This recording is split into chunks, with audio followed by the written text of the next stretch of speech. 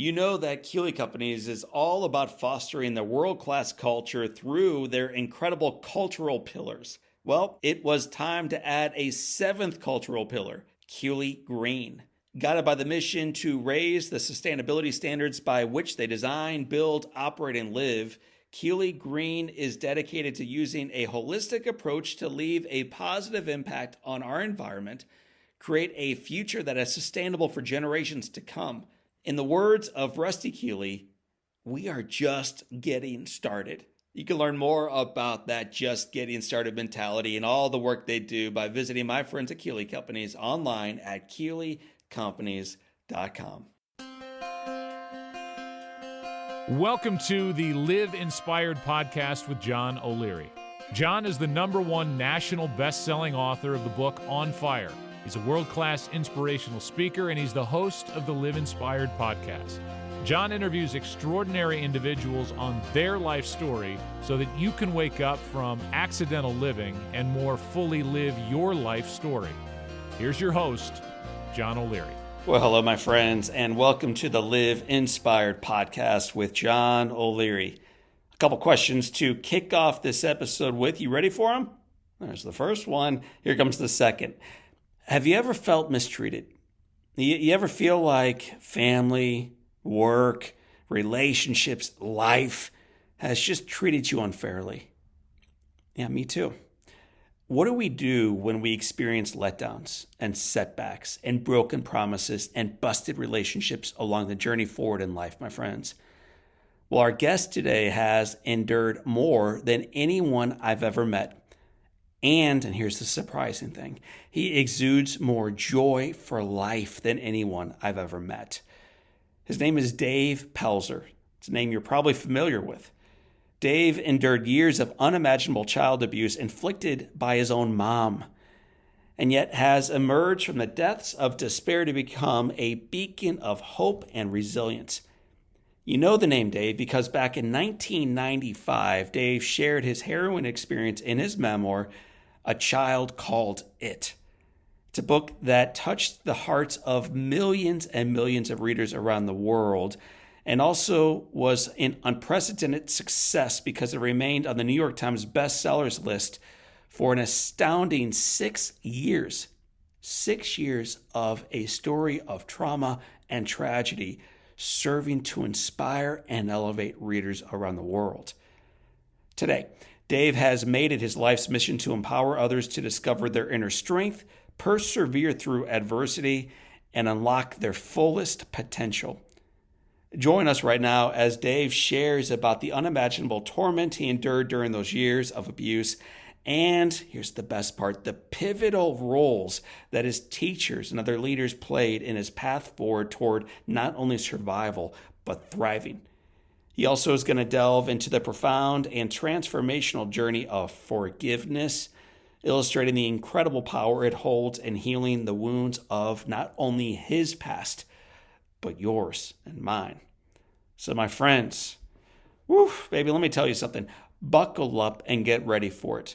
Because this conversation is going to be a reminder that no matter how dark your past may be, how difficult your present might feel, there is always a way to rewrite your own narrative and to emerge from the shadows into a brighter, more resilient, more joyful future starting now.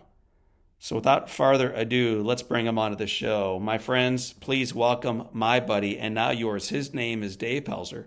Dave, welcome to Live Inspired with John O'Leary. How are you today, sir? Better now that I have the honor of sharing your story and your life with our listeners and our viewers, man. I don't know if it's an honor, sir, but I got to say this. It's my honor. I mean, the work that you're doing, now that we're kind of stepping out of COVID and now that we can go outside and watch Indiana Jones movies and so forth, I have to say, when your back's against the wall, and people forget this, when your back's against the wall and you have to do something about it, you can't just, oh my gosh, poor little me, I'm going to freeze here. You've got to do something. And the work that you have done over the last decade and so is just phenomenal. And again, because of COVID, I think a lot of people have realized, hey, we don't need these commercial 3 easy payments of $19.95 to solve my problems. You got to just step up. So I want to thank you for all the work that you have done, sir. Well, if we've done that work, it's because we followed the steps and the guidance and the example of guys like you. And so we're not going to keep throwing compliments back and forth. I think as people get to know your story, for those who don't yet know it, they're going to be overwhelmed by where you've been, what you've done, and what you're teaching. So for the folks that don't yet know your name, they maybe have not yet checked out your books. Introduce yourself. If you were to meet a new friend at a grocery store or at a dinner party, they say, Dave Pelzer, sounds familiar. Tell me about you, Dave. How would you respond? I don't want to sound, narcissistic in a sense, but I think when I meet people like, I've heard of you, what have you done? I'm going, okay, here's a deep breath. I was allowed to fly for the Air Force with the top secret SR-71 Blackbird program as a mid-air refueler for many years. I got involved in child abuse prevention and did a lot of in-service training for decades, 6 to 7 presentations a day, 200 to 300 days a year. Wrote a few books. A Child Called It was the #1 book in the world. And I'm proud of that because it was dedicated to my teachers that we'll talk about here in a second. I did a show live from Baghdad, a radio show, which was just insane. It was a little, Saturday Night Live meets Robin Williams. Okay, good morning, Iraq. How are you today? All right. And then what did I do when I retired? I became a firefighter like my father before me. And a few years later, I was a fire captain in California, and we're always busy here. And I think the thrust of the story is I'm blessed. I was 14 and I was in foster care and I was learning how to walk and talk. And I have my beautiful foster mother on one side and this princess of a social worker on the other side. And this child psychiatrist was ranting and raving. There's no chance he's going to make it. He's been abused too long. He was in the basement for 8 years. He can't tie his shoes. He's socially inept, blah, blah, blah. And I remember looking side to side and I says, if I can survive living in a basement for over 8 years, if I can survive by stealing food from garbage cans, if I can form myself into a ball so my mother, my assailant, couldn't strike me as hard as she wanted to, if I can survive this, then gosh darn it, I'm going to give it a go. Because my story, I think, is about resilience. And that's, again, I always try to explain my story, not how it's about me and affected me, but Right. hopefully how I can give a gift and say, you can do this and don't quit. And you survived the cancer. It's amazing that folks, when they come up to me and they say, I fought cancer, they never say they're a victim of cancer. And they appreciate every day from that moment on. And that's what I have always tried to do. And your story is so incredible and so inspirational. And that's what we need right now as we're walking past COVID, because there's so many stress points. Oakland, California is a war zone. You look at the political strife in Florida against Disneyland, Disney World. That's supposed to be the happiest place on earth, not the most resentful protester place on earth. So it's always the little things that you have to hopefully that you can control, whether it's breathing or not stressing out over this. And then always realize too, if you're having a bad day, it's just a bad day. Tomorrow should be another chance, or there's always someone that is not doing as well as you and I are doing. And I just try to work a program every day. I try to make people laugh 3 times a day. I want to do 3 good deeds a day. And the one thing that I've been humbled is I never, ever forget where I came from. Well, I'm going to start there because I think what makes what you've done since then all the more remarkable, knowing where you were originally. So you mentioned that social worker and you mentioned the psychologist and you mentioned their diagnosis that your future was over because of where you were as a 14-year-old kid and the abuse you'd endured. So we're just back up a little bit. So many of the guests we have on, whether they're astronauts or they're authors or they're political leaders or whatever it may be, they celebrate the role their parents played in their success. And if you ever had me on your show, I would celebrate the role my mom and dad played in my overcoming adversity. It was because of them that I became who I am. You have the exact opposite story. You were victimized by the people who should have been taking care of you. You were told you were worthless by the ones who should have loved you most. So I want you to take us back to your childhood and talk about your mother first. It's weird because I'm a psychological voyeur. I study people of greatness and I study people that are just the complete opposite of kind. And my mother was raised in an era in Salt Lake City, Utah. And you have to understand, if you're a young person, that back in that day, women didn't have rights in the church. And she fought to be independent. She was psychologically abused by her mother. So what is the old saying that hurt people hurt people? I really believe my mother tried to break free. They lived in the Depression before they went to war. So my father was involved, of course, serving in the Navy in World War II. Marries a nice lady from across the way. And sometimes I think things can be overwhelming. My mom had 3 children in less than 4 years. And then you couple the alcohol involved, and then you couple her past. She was raised that you keep your mouth shut, put it in a box, get married, have a few kids, and just forget all about this. And you can't do that. And through whatever situation, it's called target child selection. She just happened to pick on me rather than my brother before me or my brother after me. And the first memories I have is always being afraid. All of us were all terrified. My mother would act different, which is normal. When my father was a firefighter in San Francisco, so he would work a 24-hour shift. But the moment he was home, mom got all dolled up and would do all the things. And she had a certain role she played. But then when she was gone, or if my father was away at work, my mother might be at 3 o'clock in the afternoon, still in her bathrobe, being berated nonstop by my grandmother, being controlled over the phone. So she would try to escape through her booze.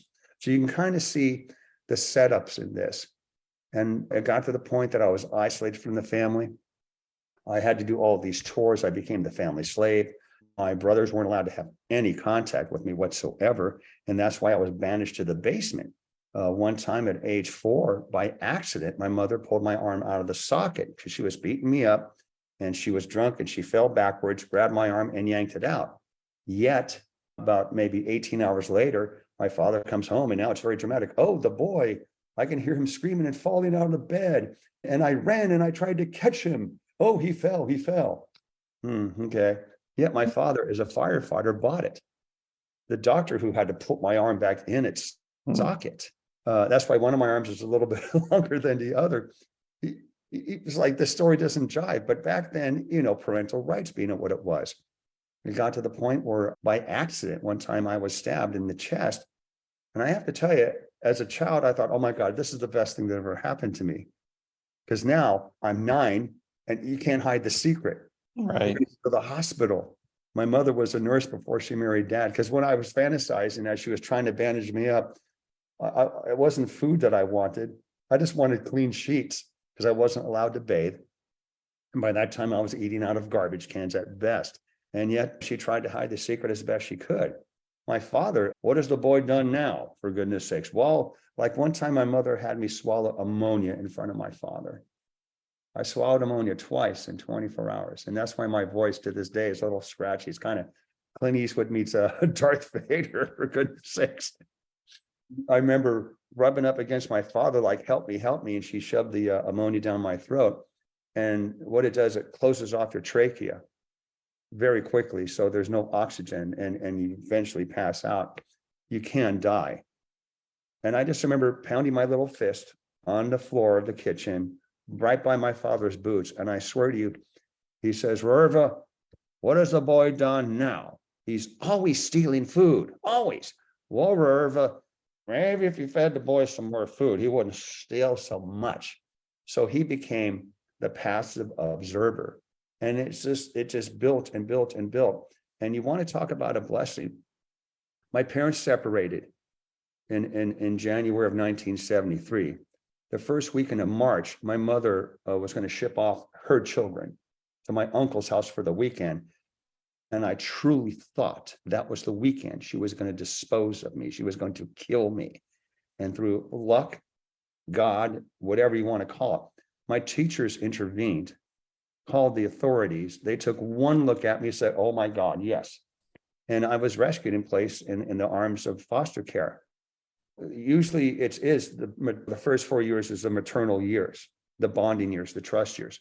The first 8 years is, where am I at in this world? How do I fit in this world? What do I want to be? I want to be an astronaut. I want to be a teacher. I want to do something fantastic. It was my foster parents. If there's any success to me, You look at my social workers, my teachers, my foster parents. Mm. Before we take a look at your teachers and social workers and foster parents, I have to look a little bit more at your mom and some of the things she did. You're glazing over 8 years of radical abuse. Yes. When the basement door shuts again and you're physically in pain and you're hungry and you're in darkness and you're cold and you're by yourself, what did you turn to? Well, truthfully, I kept my mind busy. I have one of those beautiful minds, and it works for you and against you. One, I would fantasize, and that's a great question. No one's ever asked that, sir. I would fantasize that I was worthy. I was fantasize that this was a dream, that my mommy would wake up one day. My beautiful princess mommy would wake up and she would, oh my God, what am I doing? Oh, I love you so much. I would do anything I could to chase my mommy's approval, but my mommy faded away and she went from calling me David to the boy to it. And that's very serious because that's a non-human connection. So it gives them a layer so they can protect themselves from psychological damage. So I would fantasize about being a good boy, beloved boy. And then I flipped a switch. My mother had burnt my arm at age 8 on the stove for several seconds. And I had to somehow come up with a plan to have her hit me rather than burn me. And then when my brother came home from a Boy Scout meeting, she threw me down the stairs. I got dressed and I purged. I just psychologically and physically cried. And I had to realize at that moment, you can't fantasize about this. You've got to do something for yourself, David. And I just would use my time in the basement. How can I steal food? How can I do this? How can I survive? I had a million ideas to run away. However, I just didn't have the courage. I had nowhere to go, in a sense. But I used a lot of my time doing math problems or fantasizing. I'm a cabin boy on a ship, or we're going to Treasure Island. So you went through this abuse for 8 years, and you're showing up at school dirty and you're malnourished. Yeah. You're clearly being physically harmed. What took so long? When A Child Called It made the bestseller list, and back in the day there were faxes and we had snail mail. I swear to you, we would get orange bags of mail. They're like 10 pounds each. And we had the hate mail file. And 50% was against my mom for obvious reasons. But then the other 50% is like, why didn't the teachers do this? Or why didn't the nurse do that? The problem was they all knew since kindergarten what was going on. My mom was part of the PTA, and there was no penal code to protect children or those trying to protect children back in that day. If you look at the first child abuse case, it was filed by a veterinarian. He says, okay, if we're harming animals, the people can be fined or even go to jail. Well, mammals are animals. We're mammals, okay? So it took a long time. And at the same time, my mother was always saying, well, if you do this, I'm going to sue the school district. I'm going to do this. I'm going to do that. And it was just so overwhelming. By coincidence, I had the honor of speaking to one of my librarians just last week. And yet I'm so indebted to these people. I mean, think about it. I was going to spend that weekend alone with my mom, and she might have just flipped out. And it wasn't the diabolical new things.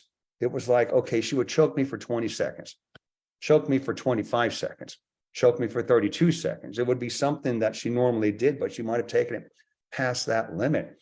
And when my parents separated, psychologically and spiritually, I had given up. Actually, I didn't pray to die, but I was like, okay, I can't do this anymore. I wasn't sleeping. I wasn't being fed. And so it was I call it tumblers, where things happen at the right time, at the right place. I always tell people if there's an event within 24 hours that people say the same thing or do the same thing on your behalf, I really believe that is God knocking on your door. If 3 or 4 things happen in a period of a week, that is God screaming for you to pay the hell attention. And again, I have been so blessed at the right time, at the right place in parts of my life that I'm just so damn lucky.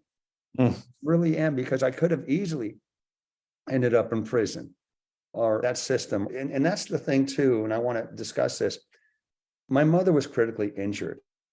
I don't think anything could have helped her. Even in this day, I would have been taken away from her in kindergarten. My brothers would have been taken away, but she was just so far gone. And particularly now that we're living in post-COVID, we're seeing shootings every day. The violence has escalated and mental services are so desperately needed. And we need people with common sense to slow this down and say, take a breather, man. Everything's going to be all right.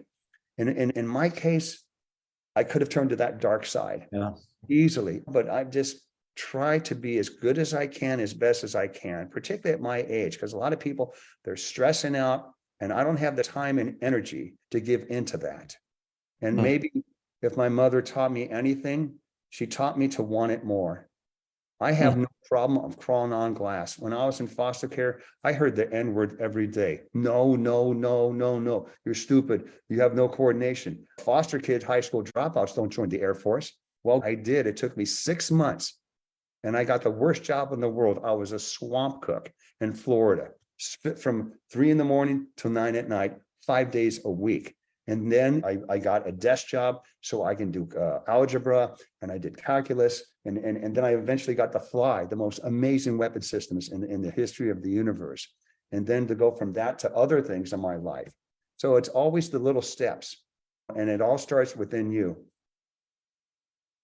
And there's so many directions we could take the conversation. Talk about when you finally felt worthy. You know what? I knew on the inside, I was very strong, especially when I was in foster care, and particularly that age, that junior high, pre-adolescent, adolescent age. And you see things and hear things. And I'm going, you guys are full of crap. And especially in high school. In junior high, I worked over 40 hours a week because I didn't want to be homeless like my father was. So in high school, I worked 60 to 80 hours a week, just trying to save money, because once you're 18, hasta la vista. And I would hear stories about the girls and the drinking and the driving and stuff like that. I said, you're all fools. You're all idiots. I'm out there working. And I couldn't wait to get out of high school so I can work and just not be part of that social facade in a sense. So I felt worthy on the inside. And I call this the Clark Kent effect. Clark Kent is a geek. He's stumbling around. He's socially inept, and yet he knows deep on the inside where no one can see that he's from another planet, truth, justice, the American way, faster than a speeding bullet. And I felt that when I was 8 years old. When I was 8 years old, when my mother burnt my arm on the gas stove, I flipped a switch. I cried, I let it out. I've got blisters from the palm of my hand all the way to my bicep. And I said, Dave, you just did something that was incredible. You tricked her. So now you have to start thinking. And the one thing that flipped a switch for me is I kind of raised my hand. It hurt so much because of the blisters. And I basically said, as God is my witness, I'm never going to quit. As God is my witness, I'm going to give everything my best. And if you look at my, per se, successes, if they can be labeled that, I'm not the best at anything. That's a fact. But I give everything my absolute best. And that's the difference. When I write, it takes me about 8 hours for one paragraph. I study as much as I can before I do any presentation. I'm praying like crazy, like, Jeebus, please don't have me screw up. Not in front of these people, not today. Thank you very much. I mean, you're always kind of pushing yourself. And I'm so proud of that. I'll say this nicely. I went from like the worst case of child abuse in California to the volunteer of the year of that state. Yeah, awesome. I have the same accolade of my heroes, Orson Welles and Chuck Yeager, Walt Disney, Elvis Presley. Oh my God, it's called the 10 Outstanding Young American Award. When I was in foster care, my first movie I saw was James Bond, Roger Moore. And Roger Moore was one of the judges for the award. I have the Outstanding Young Person of the World. I go to Washington. My son was a teenager, like, what are you doing now, Dad? Let's go to Washington, D.C. and meet some people, all right? And he got to see me receive the National Jefferson Award. It's the Pulitzer Prize of Public Service. Or when he was young, I got to run with the Centennial Torch. I stopped, come here, and we got to run together for a few feet.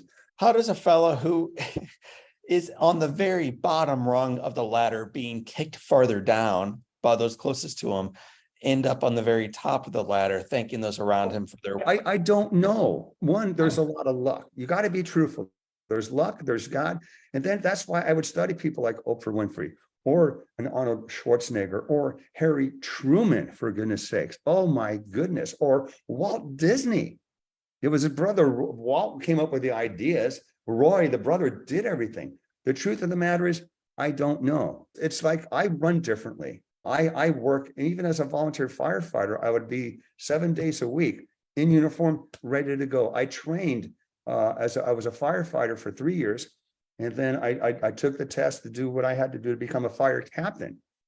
And normally it takes like 5 to 8 years. I did it in 3. I'm slow in a lot of things. I just, again, my best is different than other people's best.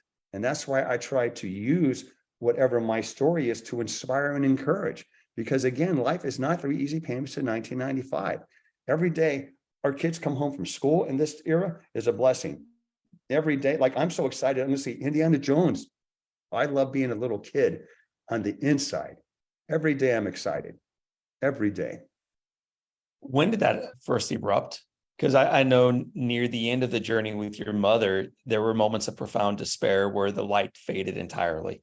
Yes. So, Once my parents separated, my father wasn't really there for me because his mantra was, one of these days I'm going to have a talk with her. One of these days I'm going to do something about it. And when you're a kid, you're thinking, great, make this happen. Do it now. And it didn't happen when we separated. So I lost everything. But I think my excitability per se was when I realized I was in foster care. We went to court and the judge said, you're a ward of the court. And he's staring at my mom and he didn't really say a lot, or I don't remember what happened, but I just remember being with my social worker and she hugged me, says, you're one of us now, you're in our care and we're going to take care of you. And then little things, when I went to my first permanent foster home, I got to ride a bicycle. I just remember going up and down and up and down and up and down and up and down for hours. And it was foster mothers yelling, come in. I'm going, no, I'm not coming in. Or I think part of it was maybe my first night in foster care, I had clean sheets. There was a movie, and this is a great movie called Castaway. And there's so many lines in that movie that, in the course of a life, one never knows what events may transpire. Keep the faith. You never know what the tide's going to bring in the next day. The best line, and I've said this for dozens of years, is there's Tom Hanks is back and there's a big party and he's looking at all the food that's just totally wasted. And is there anything you want? Anything you want? He says, no, I'm fine. I have ice. You see, we always think, and maybe we're raised that way, that once you get out of high school, once you get out of college, once you get the white picket fence home, once you get married, once you have the kids, once you get $1 million, then you can be happy. BS. Here's my advice. Be happy now. That's what it's all about to me. what role has forgiveness played in your recovery? Absolute, complete, absolute role. My mother never had a chance. My father was just a very kind, gentle person. And I think he was just so overwhelmed, and if I don't forgive my mom, I become my mom plus. And I pray that she's in heaven with my father, resting in peace. And here's the thing, all of us have been damaged. All of us have been soiled. All of us have been put somewhere we don't want to be. But at the same time, you deal with it and you have to let go and move forward. And I learn a lot because I do a lot of work with people in program. And it sounds simple, one day at a time, but it really is a huge burden. And yet you just break things down that you can put together and live your own life. And at the same time, keep your side of the street clean. And my grandson's going to be 4 here in a few months. And if Robin Williams was alive right now, he'd be so jealous of me. I got the chance to meet him one time and I made him laugh. We actually did a Robin Williams off. I was recording one of the books in his studio in San Francisco, and I physically just bumped into the guy.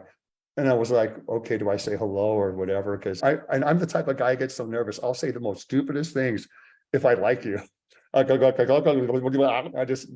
bumped in and he goes, hi, how you doing? I'm doing fine. How are you? I'm doing fine. How are you? I'm doing fine. So we did a Robin Williams off. So you mentioned recording this book in studio, and before you recorded that one, you had to write one, and before that one, you wrote another one. I got 9 now. We're at 9. Book 9 just came out in March. Okay. What I do as a writer is I study film a great deal, and I kind of write as a director. Because if you look at A Child Called It, there's not really too many words that are over 3 syllables because it's written by an 8-year-old boy. That's why it's very graphic and fast paced. and so forth. And then as I open up the lens, like the second book, that was from like ages 12 to 18. So I had to open up that lens and make it more psychological. The book 9, Return to the River, is kind of if Christopher Nolan, the director who did the Batman series and Inception and so forth, Interstellar, he always has like 3 or 4 threads in the movie, and they all are interwoven. Yeah. And in Return to the River, to me, is my best writing as a writer. And there's like, I think, 13 separate threads. And it's really about family dynamics and trying to deal with something as overwhelming as the War of the Worlds pandemic that we all went through, and then having other things unexpectedly happen along the way. And what do you do about it? There's a movie, World War Z, and Brad Pitt plays the doctor, and he says, life is about movement. You got to keep moving. Schwarzenegger has a new thing out in Netflix, which I think is just phenomenal. It's 3 episodes, talks about him as an athlete, and then being an actor. And then the third segment is called American, about him being the governor and his thoughts on things. And it shows him he's slowing down, but his mantra is, stay busy, keep moving, don't quit. So it's a psychological thing as well as there's a physical thing. And that's what happened when we did lockdown and COVID. We just stopped. We froze, and we're not getting the information we want and demand. And God forbid that if the internet went down, then it would have been Mad Max, for God's sakes. And yet it kind of taught us, okay, we can only sit on our butts for like 4 or 5 days. Now what? Now what? And I was fortunate because as a fire captain, I was just busier than ever. So I was kind of lucky. So before you wrote your 9th book, you wrote your first book. Yeah. What gave you the audacity to write about your extraordinarily personal and tragic childhood in the tone you did? Like most of us, Dave, who endured that would have buried it and moved on if we were healthy enough to do that. You said, here's my life, read it. Well, and I think part of it was ignorance, because I remember I soaked up compliments from my teachers like a sponge. And one teacher says, oh, you're good in math. And I had this lady who just recently passed away, my English teacher. She said, oh, you're going to be a writer. Because what I would do is I would bring home books and do the chores. And my mother would time her attention time, her abuse time, on how much homework I brought home. Because her facade was, well, if he doesn't do his assignments, they're going to be calling and want to investigate.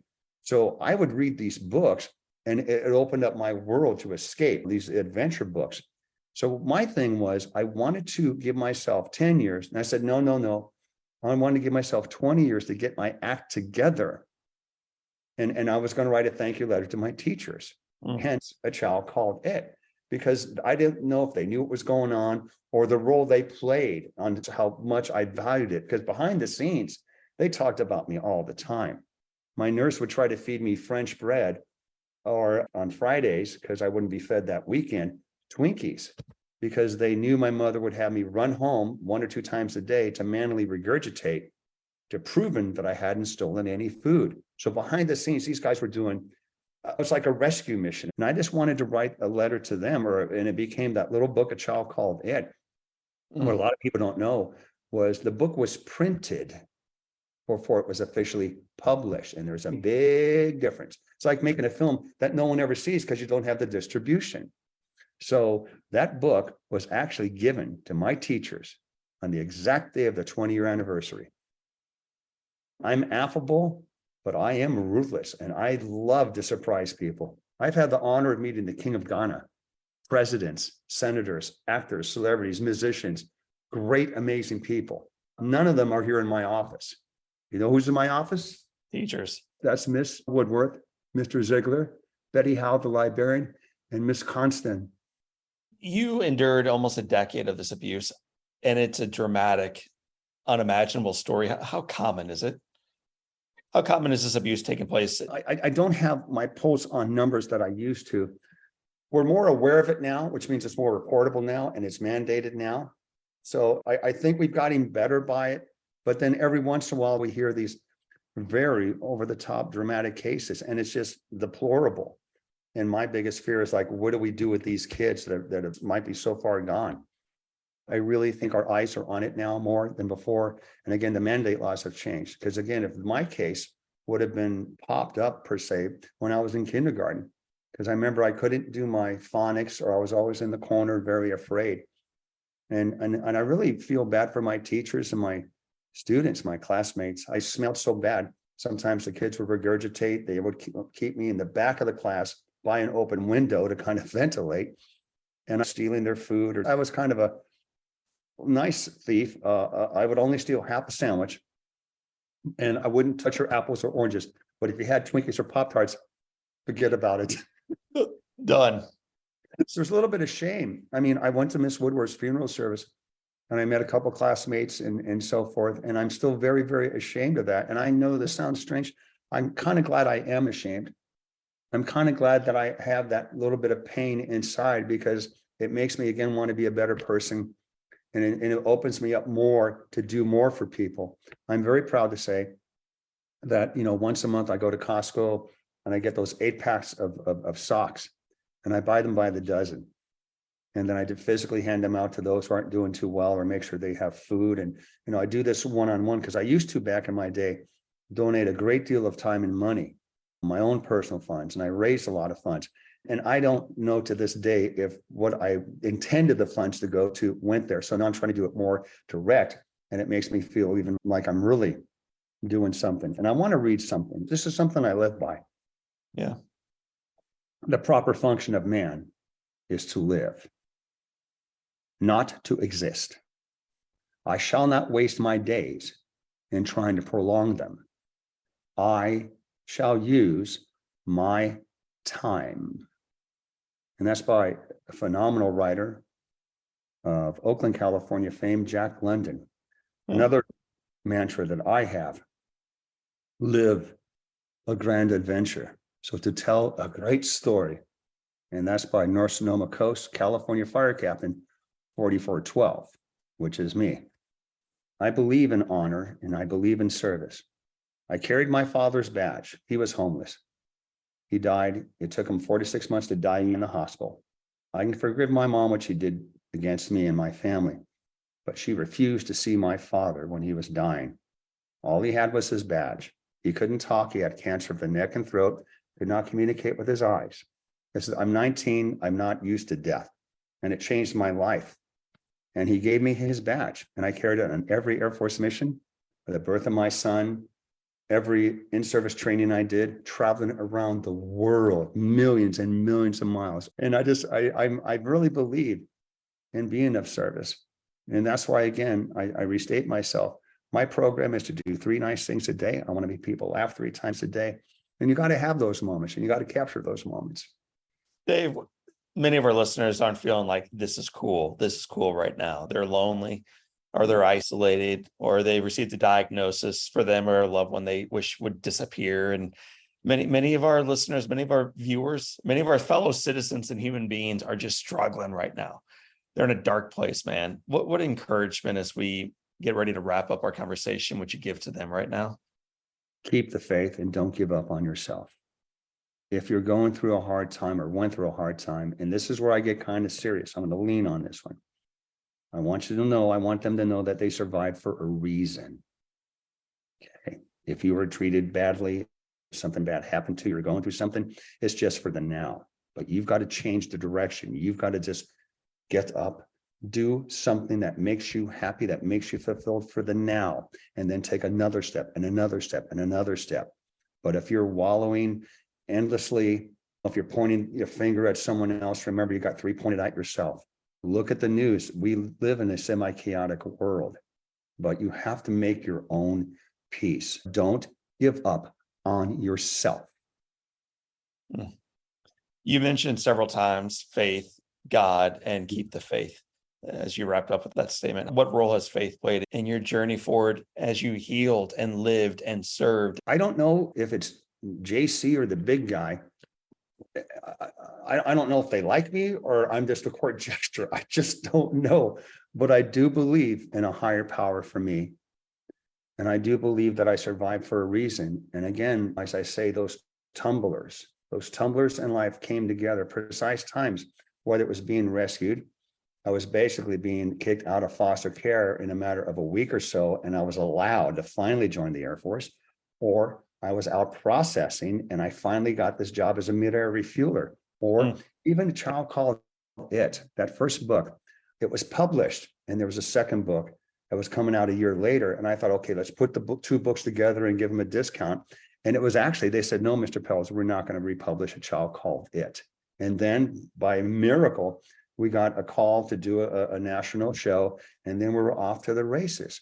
And it's amazing when you stop and just be still. There's listening, and then there's receiving. And I want the audience to know the difference. I love you. I love you. I love you too. Good luck. But when you receive and you just put down the white noise, the drama, the BS, then you can receive, and then you can move forward. And I've always had a faith. And the older I get, I feel even more faithful. I try to be optimistic. I try to be kind. I try to be patient. Believe me, I'm fallible in everything I do. If I succeeded in one thing, I've screwed it up 100 times. But I know in my heart what is true. My friend, what is true is that you have lived a heroic life and a life of service. And it's been an honor to meet this Child Called It and this incredible man named Dave. Dave, we wrap up every episode with 7 questions that tether all of our guests together. They're called the Live Inspired 7. Let's go. These. Question number 1, you are the author of 9 books, but what's the most inspirational or impactful book you've ever read? Mice and Men, John Steinbeck, Lenny and George, they just want to find the place that's theirs, that no one can trouble them, and how they get into this situation where there's all these other misfits who join. And one of these days we're going to tend the rabbits and no one will bother us again. What is one positive characteristic or one trait that you possessed as a little kid that you wish you exhibited as brilliantly today? I don't know how to answer that, because I think the older I get, I'm becoming more of a little kid, particularly now that I'm a grandparent. The fantasy of living a good life, I guess. If your home caught fire and all living things are out and you have an opportunity of running in and grabbing one item, one physical thing, what would you come racing back outside with? I'm trying to find a photo of my son somewhere. If you could sit on a bench on a gorgeous day and have a long conversation with anyone living or deceased, who would you like to be seated next to? Oh gosh, so many people. Gandhi, Harry Truman, Justice Ginsburg. I don't know. I think someone with the wisdom and the courage and the humbleness of Gandhi. I love, by the way, you not only mentioned Gandhi several times, but my fellow Missouri boy, Truman. I also love Truman. What's the best advice Gandhi, Truman, or anyone else ever gave you? So the best advice you've ever received is? Oh my goodness. Don't give up. I'm proud of you. I wrote this in the latest book. I'm interviewing my teacher, and he told me why they finally rescued me, because I had somehow just blocked it out. And I said, sir, I'm sorry for the pain I caused you and the teachers. And I said, one time you said, you're doing a good job. Keep up the good work. And Mr. Ziegler, my teacher, says, son, I don't remember that. I said, sir, I do. It's sometimes those small little things that can just get you going. What would you tell your 20-year-old self? You're going to kick ass. Dave, it has been said, my friend, that all great people can have their lives summed up in one sentence. How would you like yours to read? I'm a lucky man. A Child Called It, and an incredible man named Dave. You are indeed a lucky man, but part of that luck you've made. And we're grateful you shared it with us today. So, my friends, that is Dave Pelzer. I'm John O'Leary. Today is your day, friends. Choose to live inspired. Well, my friends, I warned you on the front side of this episode that you were going to be in for a roller coaster ride, one filled with unbelievable despair and tragedy, and yet redemption and hope and joy and life. In every single episode, I'm always looking for at least one takeaway, sometimes two, but always at least one specific takeaway, one quotable that just, rocks me to my core. And during this episode, it was a conversation as we were talking about his mom and how he feels about her now, looking back on what she did to him. And this is the quote from Dave. If I don't forgive my mom, he said, I become my mom. All of us have been damaged, but you have to deal with it one day at a time. I'd like to say this to you one more time, my friends. This is worthy of being deeply moved and convicted by. Hear it. If I don't forgive my mom, that experience, that scar, that mistake, those words she said, whatever it is, my friends, that you are feeling the weight of the world on you today because of, if I don't forgive that thing, I become that thing. If you enjoyed learning on hope and resilience and forgiveness in the way that Dave has modeled it through his life, I'm going to encourage you to check out another episode that we recorded that I loved. It's way back in episode 348 with my buddy Steve Pemberton. Steve's an amazing guy, never acknowledged by his father, and then eventually abandoned at an early age by his mom. Steve spent his childhood being shuffled through the foster care system where he was abused, neglected, forgotten. So to sound familiar to the story you just heard. But that's not where the story ends up. It was small, kind examples of love and kindness and generosity from neighbors, from teachers, from coaches, from people who were just looking over the fence saying, there's something going on here and I can make a difference for this one little boy. That changed his life. What he's doing in his life today is equally remarkable. Do you want to learn about Steve Pemberton, his journey, and what it ultimately means for you along your journey? Check it out. It's a great one. Episode 348. So my friends, for this time and until next time, my name is John O'Leary, and today is your day. Thanks for being part of our Live Inspired podcast movement, and thanks for choosing to live inspired. Keelians were encouraged to have a conversation with someone outside of their circle. That's it.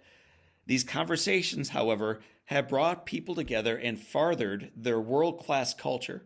Shout out to the Keelians who have made an effort to have meaningful conversations with new friends. You can learn more about those conversations, about those amazing friends, by visiting them online at KeelyCompanies.com.